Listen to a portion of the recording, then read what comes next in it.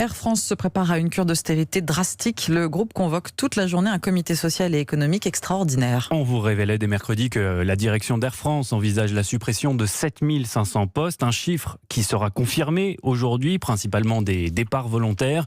Emmanuel Dutheil, tout cela s'inscrit dans un vaste plan d'économie dont vous pouvez nous donner ce matin les grandes lignes. La feuille de route est claire, Air France doit redevenir rentable et accélérer sa mue écologique. La compagnie va donc supprimer, officiellement pour des raisons écologiques, tous les vols au départ d'Orly qui sont à moins de 2h30 de train. C'est fini pour Nantes, Bordeaux et Lyon, mais c'est des lignes dans tous les cas sur lesquelles Air France a aujourd'hui perdu le combat. Les lignes intérieures entre deux villes de province non rentables vont aussi être arrêtées. C'est le cas par exemple de Metz-Marseille. Ces suppressions de lignes concernent la filiale française Hop, la direction l'assume. Les coûts y sont beaucoup trop élevés, impossible de la redresser sans réduction drastique, assume-t-on en plus haut lieu. En échange, et ce sera une révolution, la filiale low cost Transavia va assurer des vols en France.